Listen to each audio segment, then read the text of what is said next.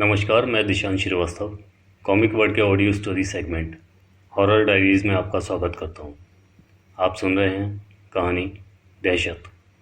तो चलिए सुनते हैं इसका 9वां भाग।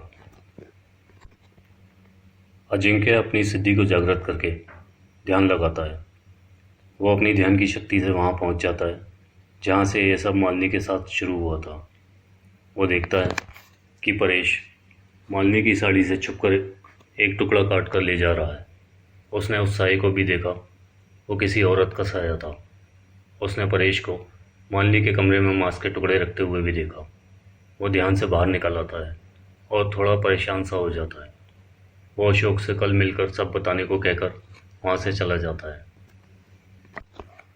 अशोक और सुलेखा कुछ समझ नहीं पाते। वो दोनों परेशान हो जाते हैं। अगले दिन परेश अपने बच्चों से मिलने आता है।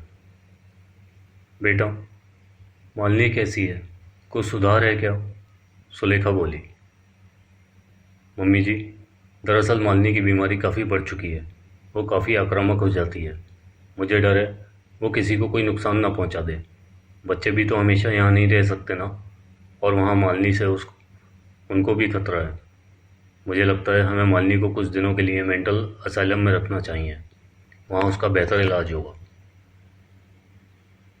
अशोक, तुम पागल तो नहीं हो गए हो परेश? मेरी बेटी पागल खाने में क्यों जाएगी? अभी उसका बाप जिंदा है। तुम्हें अगर वो बोझ लगती है तो उसे यहाँ ले आओ। हम उसकी देखभाल करेंगे। एक बात और, वो पागल नहीं है। अशोक कार की चाबी उठाता है और गुस्से में घर से निकल जाता है। वो सीधे अजिंक्य के घर जाता है। वहाँ जाकर वो अजिंक्य से रात को अचानक बिना कुछ कहे चले जाने का कारण पूछता है। अजिंक्य उसे बैठने को कहता है। अजिंक्य, माफ़ करना अशोक, कल मैं कुछ कहने की हालत में नहीं था। तुम्हें क्या बताऊं? कैसे बताऊं? यही उधेड़ बुन में था। जो भी मैं तुम्हें अब बताने वाला हूँ उसे सुनने के लिए तुम्हें बहुत हिम्मत की ज़रूरत है। अशोक, कहो, मैं सुन रहा हूँ। अजिंक्य, मैंने कल अपनी शक्ति का इस्तेमाल किया था ये जानने के लिए कि मालिनी के साथ हुआ क्या था। तुम्हें जानकर बहुत धक्का लगेगा कि मालिनी पर कोई तंत्र मंत्र नहीं हुआ है।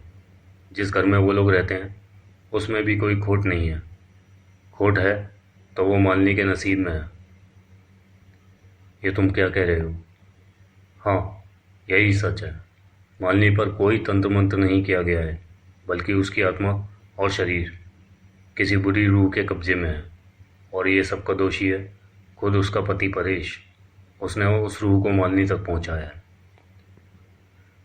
कल जब मैं तुम्हारे घर ध्यान में बैठा था तब मुझे ये तो पता लग गया था कि ये सब तंत्र मंत्र से नहीं हो रहा है।